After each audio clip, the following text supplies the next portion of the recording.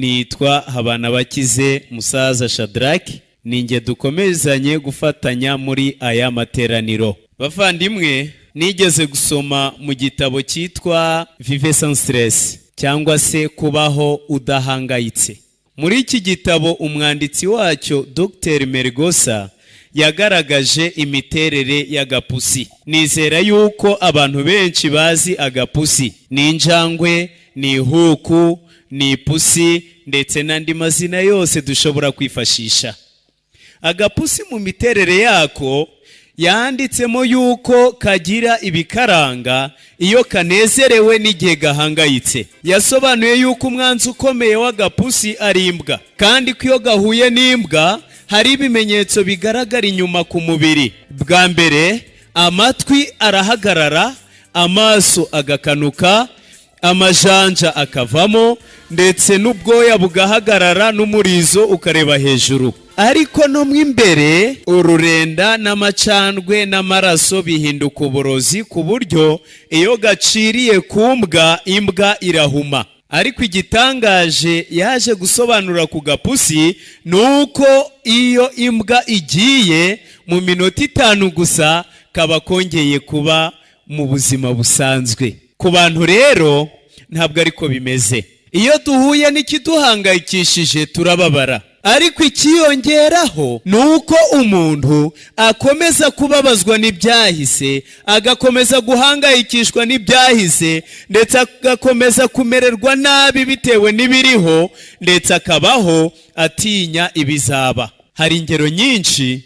Umuntu ashobora guhora ababajwe n'ibibi byamubayeho, n'abantu bapfuye, n'ibyago yahuye nabyo mu myaka 10 ishize, 15, imyaka 5, ndetse mu bihe byashize. Ibyabaye ku muntu bikomeza kugenga intekerezo ze. Nanone umuntu ashobora kubaho atanejejwe n'ibiriho, ndetse n'umuntu ashobora kubaho atinya ibizaba. Nk'umunyeshuri akabaho ahangayitse kubera ikizamini azakora mu myaka 2 izaza. Nk'uyu mugoroba rero, muri ibyo biranga kandi biremereye intekerezo zacu, kimwe muri ibyo ni inzika bitewe n'ibyahise. Kandi uyu mugoroba tugiye kuganira ku iki cyigisho cy'inzika n'uburyo twazikura mu mitima yacu. Bwa mbere, umuhanuzi Yesaya mu gice cya 43 umurongo wa 18 yanditse amagambo avuga ngo, ntimugakomeze kwihambira ku byabaye kera, ntimugahihibikanwe n'ibyahise. Dore ngiye gukora ikintu gishya, ubu kigiye kwaduka, ntimuzakimenya. Nzaharura inzira mu butayu, ntembeshe imigezi mu kidaturwa. Inyamaswa zizanyubaha, za nyiramuhari na za mbuni zizampa ikuzo.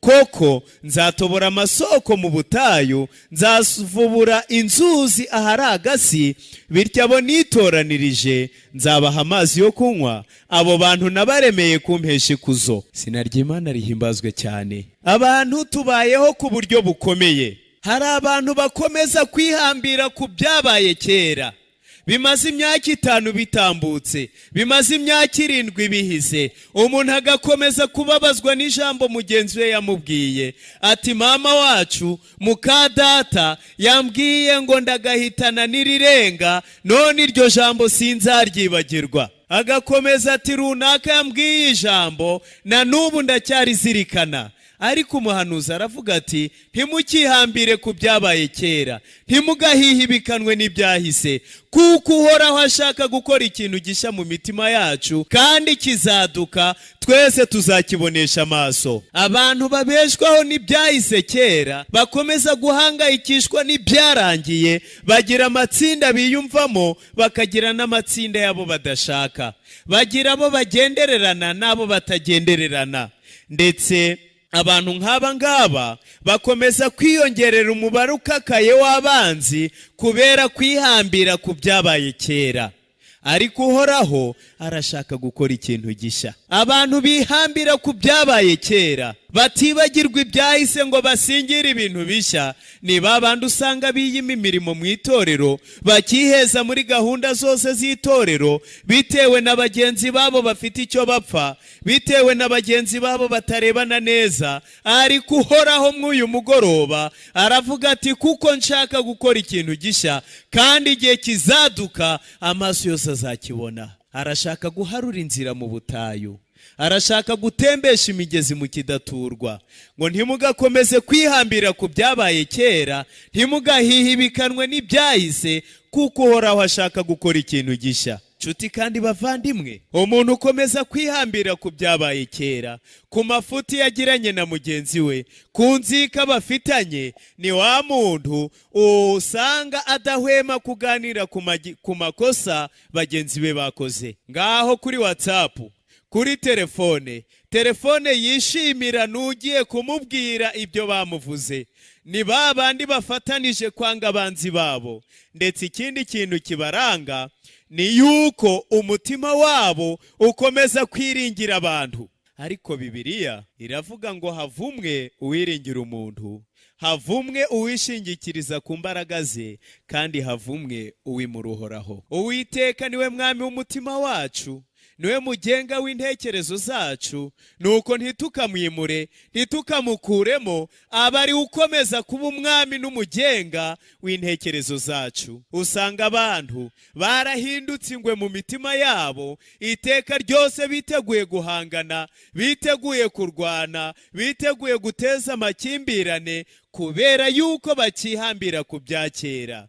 Uhoraho aratubwira ati ndashaka gukora ikintu gishya. Arashaka kuvugurura imitima yacu kugira ngo akuremo inzika zose. Ndetse Pawulo mu baruwa yandikiye Abaroma mu gice cya 8 umurongo wa 15 yaranditse ati kuko mutahawe umwuka w'ububata ubasubiza mu bwoba, ahubwo mwahawe umwuka ubahindura abana b'Imana, udutakisha ngo Aba Data. Izina ry'Imana rihimbazwe cyane. Uhoraho Imana ntiyaduhaye umwuka w'ububata ukomeza gutuma tugengwa n'ibyarangiye kera, ukomeza gutuma tubika inzika mu mitima yacu, ukomeza gutuma tubaho mu buryo buremerewe tutanejejwe n'ibiriho. Ahubwo yaduhaye umwuka w'ubutwari, umwuka uduhindura abana b'Imana kandi utuvugisha ngo Aba Data. Nshuti kandi bavandimwe, umuntu wese yakwibaza impamvu dukomeza guhera mu bubata bw'ibyarangiye. Umuhanga umwe yaravuze ngo ibyabaye kera ntibizagaruka, nuko rero ntibikatubate. Ndetse hari agatekerezo nigeze kumva mu materaniro nk'aya ngaya, ku mwami wabaga ariho ngo atera urubingo, maze kuko abantu barukandagiraga ahashira umurinzi. Uyu murinzi akajya ahahagarara atuma abantu batarukandagira, nuko umwami haciye igihe kirekire aratanga. Ariko ikindi gihe umwami wagiyeho aza kubona umurinzi hariya uhora hicaye, utahava uko bukeye nuko bwije, buri gihe ahari. Arabaza atariko uriya ashinzwe iki? Maze barabaririza. Umwe atariko nanjye mubona kuriya, ariko nyine ntabwo asiba. Maze umuntu uzi amakuru neza niwe waje kubabwira ati hariya hari hateye urubingo, bamushyiraho ngo ahagarara rurinde, none ntirukiriho, ariko na n'ubundi yakomeje kuhahagarara. Aka gatekerezo hari ikintu kungura. Hari abantu bakomeje guhangayikishwa n'ibyarangiye kera, bakomeje kubika inzika mu mitima yabo ku bintu batahindura, ku bintu byamaze kurangira kandi byatambutse, ariko biracyabagenga. Mu gitondo, saa sita na nimugoroba ntibabyimura ngo bive mu mitima yabo. Ariko uyu mugoroba Uhoraho aratubwira yuko ashaka gukora ikintu gishya. Dore uko handitswe muri Yesaya 43 ku murongo wa 19, Imana iravuga iti dore ngiye gukora ikintu gishya, ubu kigiye kwaduka ntimuzakimenya. Nzaharura inzira mu butayu, ntembeshe imigezi mu kidaturwa. Inyamaswa zizanyubaha, za nyiramuhari na za mbuni zizampa ikuzo. Koko nzatobora amasoko mu butayu, nzavubura inzuzi ahari agasi, bityo abo nitoranirije nzabaha amazi yo kunywa. Abo bantu nabaremeye kumpesha ikuzo. Abagaragu b'Imana baranzwe no gutumbira imirimo mishya, bagiye bitandukanye n'ibyabaye kera, bacitse kuri kamere y'icyaha, ahubwo bakomeza gutumbira Kristo Yesu kuko ari we banze ryo kwizera kwacu. Babagaho mu bihe bitandukanye ariko batumbiye ahazaza, bareba hejuru, bareba uhoraho kuko ari we banze ryo kwizera kwacu. Urugero rwa mbere dufite ni Nowa, kuko mu mibereho ye yatumbiraga mu ijuru aho agakiza kari, bityo kubwo gutumbira Imana yonyine yitandukanya n'abandi, nicyo cyamubashishije gukiza umuryango we umwuzure watembanye abari mu isi bose, kuko imibereho bari bafite yari igarukiye nk'aha ku isonga ry'izuru. Ntibarebaga ahazaza. Niwe wavumbukanye inkuru atangira kwamamaza ko imvura izagwa, ariko abantu bakihambira ku byabaye kera ntibamwumvira.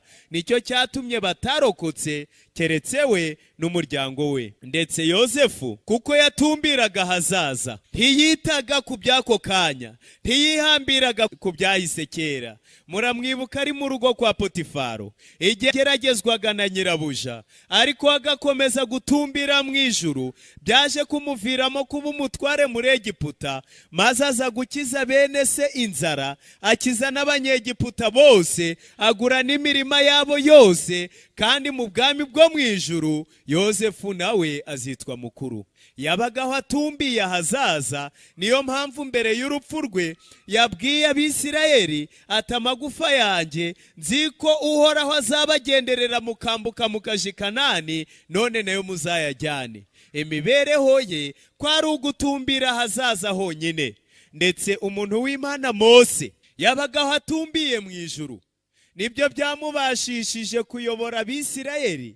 Bari abagabo 600,000, ariko ushizemwo abagore n'abana basaga hafi 2,000,000, ariko kuko mwuka w'Imana yari imbere ye, kandi inkingi y'igicu yabaga iri mu ntekerezo ze, akagenda yikurikiye, uko yigaragazaga ku manywa ari inkingi y'igicu, nijoro ari inkingi y'umuriro, ntiyigeze ayikuraho amaso. Nicyo cyamubashishije kuyobora Abisirayeli akabageza ku nkombe za Yorodani. Umugaragu w'Imana Yosuwa kuko nawe yatumbiraga ahazaza, uhoraho ubwo yashakaga gutanga umurage, yarebye mu Bisirayeli bose, maze ibwira Mose iti genda untoranirize Yosuwa, ni umuntu umeze neza nkawe, azakora nk'uko wakoze, uzamuha amabwiriza yose naguhaye. Kandi Yosuwa iri zina rye rifitanye isano ya bugufi n'izina rya Kristo. Nk'uko yabohoreje Abisirayeli bose akabatuza muri Kanani, niko na Yesu nawe yabohoreje abantu bose azabatuza muri Kanani yo mu ijuru. Ndetse undi muntu w'Imana witwa Eliya mu isi yariho icyo gihe, mu Bisirayeli abantu bose bari barayobotse, bari basenga ibishushanyo, batacyumvira Imana, ariko we yatumbiraga mu ijuru, intekerezo ze zarebaga hejuru, maze ahagurukana inyigisho ikomeye, atangira kwamagana bari ku mugaragaro, atangira guhangana n'abahanuzi ba Bali, kugeza ubwo yatangiye kuresha Abisirayeli bose ngo bongere bakorere Imana. Kandi Eliya kubwo gutumbira mu ijuru yazamuwe mu ijuru adapfuye.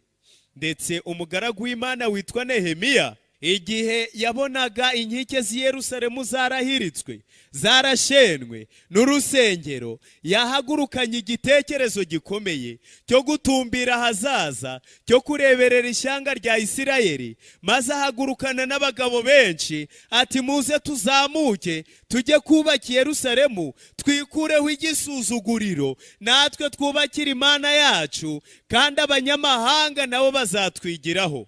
Nehemiya kubwo kureba kure yabashije gutangira inyubako, kandi arakomeza arazizamura, biza kongera guhembera ishyanga rya Isirayeli, n'abatambyi n'Abisirayeli bose barongera basubira ku mirimo, batangira kongera gusenga Imana. Ndetse umuhanga umwe witwa Jonathan yaravuze ati kureba kure ni ukureba ibitaboneshwa amaso. Uhoraho arashaka gukora ibintu bishya, arashaka gukura ibyahise mu mitima yacu, arashaka kutwibagiza ibituremereye byose, akabikura akabikura mu mitima yacu akabijugunya imuhengeri, akatuvugurura, akaduhindura bashya, kandi tukabaho dutumbiye ibizaza, dutumbiye mu ijuru, kuko ariho agakiza kari. Muribuka igihe umugabo witwa Sanibalati na Geshemu wari umwarabu baje batumira Nehemiya, bati ibyo ngibyo bireke, ibyo urangamiye no gutumbira mu ijuru bireke, wiyizire mu gikombe maze tuganire, tuje inama, tukubwire amagambo ari kuvugwa hirya no hino. Hari Nehemiya ngo abatumaho avuga ati sinshobora kuza, umurimo nkora ni ingirakamaro, ndamutse nkusize wahagarara, bityo rero sinshobora kuza ngo tubonane, kuko we yaratumbiye ahazaza. Ariko twebwe mu kumatelefone, iyo twumvise umuntu ugiye kutubwira batuneguye, iyo tubonye mesaje y'ibyo abandi batuvuze, uwo muntu tumutega amatwi, tukamuha akanya, ndetse byaba ngombwa tukamusanga ngo atubwire byinshi birebana n'ibyo batuvuze. Ariko Nehemiya yasubije aba bagabo ati sinshobora kuza kuvugana namwe, kuko umurimo ndiho ni umurimo ukomeye cyane, ni umurimo w'ingirakamaro, ni umurimo utumbereje ahazaza, nkusize wahagarara. Nshuti kandi bavandimwe, Uhoraho arashaka guhindura imiterere yacu, arashaka gukura ibiri mu mitima yacu byanduye, akabijugunya imuhengeri, akaduha imitima mishya, kandi akadukuramo inzika zose, akaduha gutumbira mu ijuru, kuko ariho agakiza kacu kari. Pawulo mu mibereho ye amaze guhinduka no kwakira Kristo nk'umukiza we bwite, bazaga kumusura muri gereza aho yari afungiwe, bagasanga afite amahoro menshi, bagasanga afite umunezero mwinshi, maze mu nzandiko ze, mu nzandiko 14 zose yanditse, yarandikaga ati njyewe Pawulo imbata ya Kristo. Nta na rimwe yigeze yiyita imfungwa y'Abaroma, nta na rimwe yigeze atanga amaganya, ahubwo yabwiraga abantu bose bamubaza ibanga ry'umunezero we, akababwira ati nshobozwa byose na Kristo umpa imbaraga. Nshuti kandi bavandimwe, Uhoraho adusaba gutumbira hejuru no kugira imitima itegereje Imana, yitandukanije n'ibizira byose, yacitse ku nzika, ahubwo twese tureba mu ijuru, kuko ariho agakiza kari.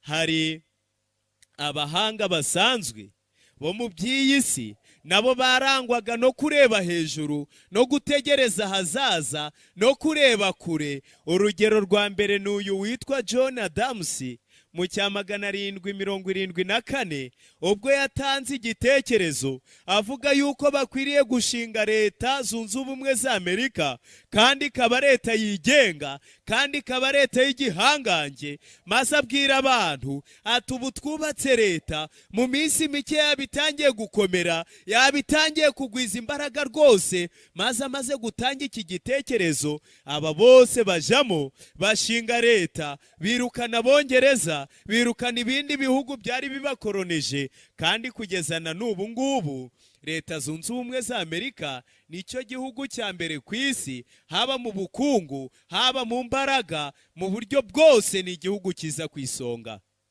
Undi muhanga n'uyu witwa William Wilberforce, yatangaje icyiyumviro cye agitanga mu nama, ati ndabona iri curuzwa ry'abacakara b'abirabura igihe kimwe ryahagarara rwose, tugatangira gutumbira icyerekezo gishya, tugatangira gufatanya twese nk'abavandimwe. Nuko mu minsi yakurikiyeho, nyuma y'amezi 3 amaze gupfa, nibwo haleluya uyu mugabo William Wilberforce, nyuma y'amezi 3 amaze gupfa, cya cyiyumviro yatangaga cyo guhagarika icuruzwa ry'abacakara niho cyatangiye, maze uhereye ubwo gucuruza abacakara biracika, kandi na bugingo n'ubu abirabura mu bihugu by'amahanga bafite umudendezo ujya kungana rwose n'uw'abazungu. Undi mugabo nanone witwa Martin Luther King, nawe mu mwaka w'1963 hafi aho, yatangaje icyiyumviro cye cy'ubwisanzure bw'abirabura muri Leta zunze ubumwe za Amerika. Atangira gutangaza ati njyewe ndabona abirabura bose no bakwiriye kugira uburenganzira bakiga mu mashuri kimwe n'abazungu, bakinjira mu nzu muri Perezidansi ya Amerika, bakagira ubwisanzure kimwe n'abandi, bakagira uburenganzira ku mashuri, ku buvuzi no ku mibereho rusange. Nuko noneho iki cyiyumvira amaze kugitangaza, kuko yatumbiraga ibiri imbere, nubwo yagize akaga bakamwica, ariko nyuma y'imyaka isaga 50 muraza kubona yuko Perezida Obama yabaye perezida wa mbere umwirabura wayoboye kiriya gihugu cya Amerika biturutse kuri ya muhanga watanze iki cyiyumviro, ariwe Martin Luther King. Ndetse ahagana mu mwaka w'1844 murebye Ellen White akiri agakobwa gatoya, niho yatangiye kwerekwa, arandika, yandika igitabo ati hari ukuri kw'iki gihe, afatanije n'umugabo we atangira gushaka mu iyarara ryose ukuri bari barakandagiye imyaka myinshi, atangira kwigisha isabato, atangira kwigisha urubanza, atangira kwigisha ubuturo bwera. Nuko uhereye icyo gihe ukageza muri iyi minsi ya none, Abadiventiste b'umunsi wa karindwi bamaze kuba miliyoni zisaga 12. Nshuti kandi bavandimwe, hari icyo twakora. Igihe wumva inzika ziri mu mutima wawe, ukihambiriye ku byarangiye kera, uhihibikanwa n'ibyashize, udatera intambwe ngo ukure ibiremereye mu mutima wawe ngo bijugunye, ahubwo usingira ibishya, ugira imitekerereze mishya, hari ikintu ukwiriye kwibuka. Umugaragu w'Imana Yobu mu gice cya 5 umurongo wa 2 yaranditse ati, kuko umujinya wica umupfapfa kandi ishyari ryica ubuze ubwenge. Umujinya wica umupfapfa. Abantu benshi bakomeje kugira imijinya idashira, barakariye bene wabo batera imbere, barakariye abavandimwe babo bafite amajambere bamaze kugeraho, barakariye abababwiye amagambo asesereza n'amagambo aremereye mu bihe byashize. Ntabwo imitima yabo ivugururwa, umujinya urabica. Kandi umuhanga umwe yigeze gutangaza yuko umujinya hari ubwo uhinduka inkomoko cyangwa intandaro ya kanseri ifata mu bwonko.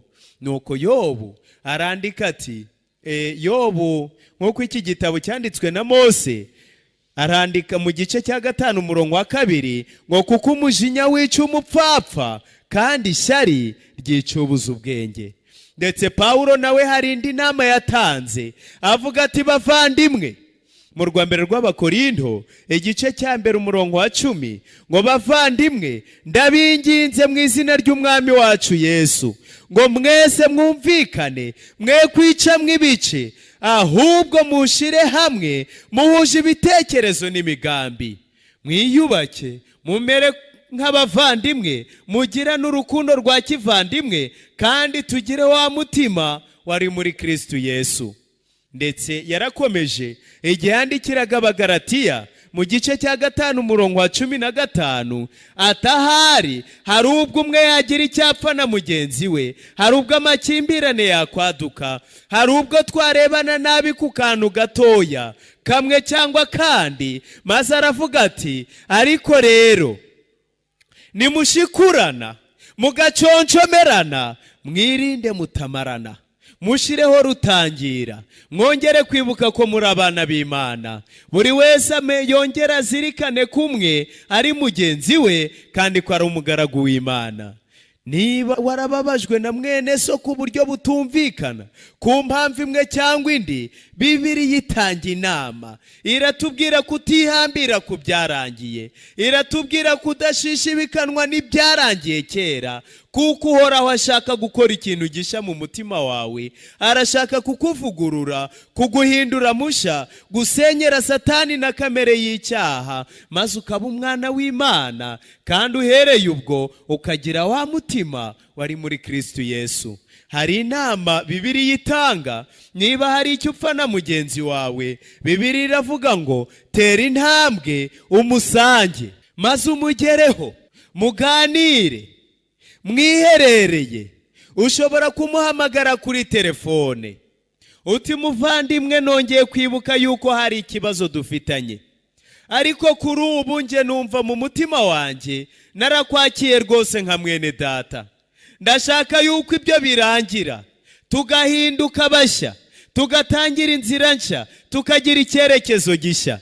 Ushobora no kumusanga mukaganira ahantu mwiherereye, ariko mutarebana nk'abanzi, ahubwo mugamije gushakira igisubizo umupaka wamaze kwiyubaka hagati yanyu. Ndetse n'abareba ibijyanye n'imirire bemeza yuko ibyo kurya bikungahaye kuri vitamine B2 na B9 biza gufasha cyane mu gutuma umuntu agira intekerezo nzima, kuko byoza ubwonko, bikoza amaraso, bigatuma mu bwonko hongera kugeramo oxygene, bigatuma haboneka amazi menshi mu bwonko. Ibyo ni amatunda n'ibyo kunywa ariko bikozwe mu matunda, maze umuntu yaba afite intekerezo nzima, akongera agashira ubwenge ku gihe, akongera akitekerezaho, agacururuka, maze bikaba byatuma agira uburyo ahura na mugenzi we. Bavandimwe, muri iyi minsi imitima yacu irangiritse cyane, kuko harimo virusi imunga imitima yacu, ariyo yitwa inzika. Umuntu ufite inzika ntabasha kugira urukundo, ntabasha kugira ibyishimo, ntabasha kugira amahoro, ntabasha kugira ingeso nziza, ntabasha no kwirinda, ahubwo imibereho ye yose iba ari imibereho ibabaje, imibereho yo guhangayika, imibereho yo kubabara, kubera yuko inzika zatangiye kumunga umutima we. Ariko uyu mugoroba turabona yuko ikintu cyitwa kubabarira kiza kudufasha gukura inzika mu mitima yacu, maze tukimikamo Kristo agashinga intebe y'ubuntu mu mitima yacu, tugahinduka bashya, tugasa nawe, tukagira wa mutima wari muri Kristo Yesu. Nibwo tuzahura na bene data bose, twongere guhoberana, twongere gusabana, twongere kugirirana ubushuti no kugirirana urukundo no kugendererana, kugirirana impuhwe n'imbabazi. Kandi ibyo nibyo bizatuma tugera mu bwami bw'Imana. Ngo udakunda mwene se, udakunda ntazi Imana, kuko Imana ari urukundo.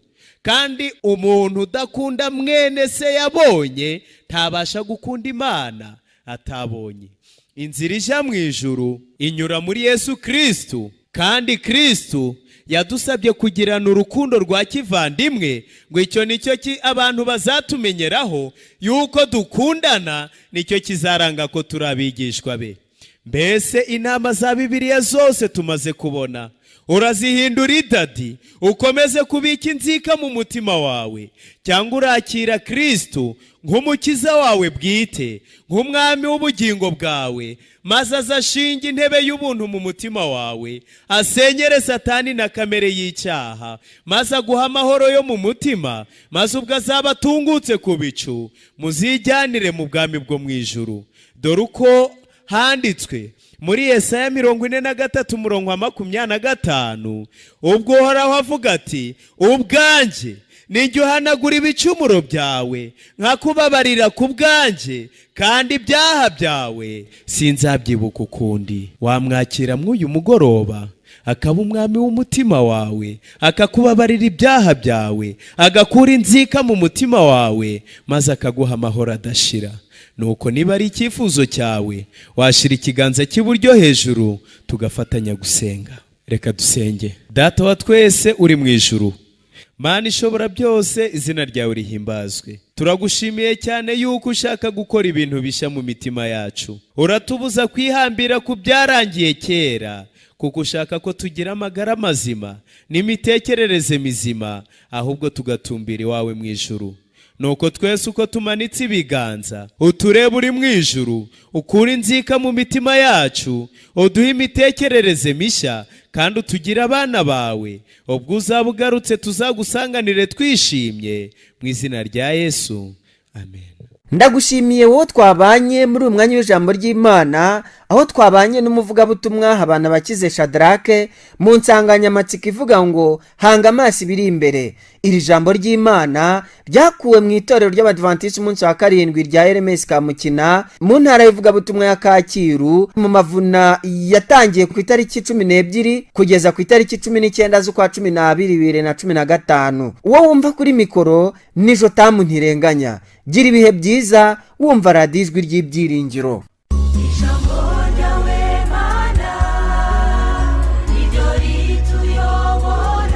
Bageze ku musozi Moriya, Isaka yafashije ise Aburahamu gutunganya ibisabwa nubwo ari we byari bigendereye.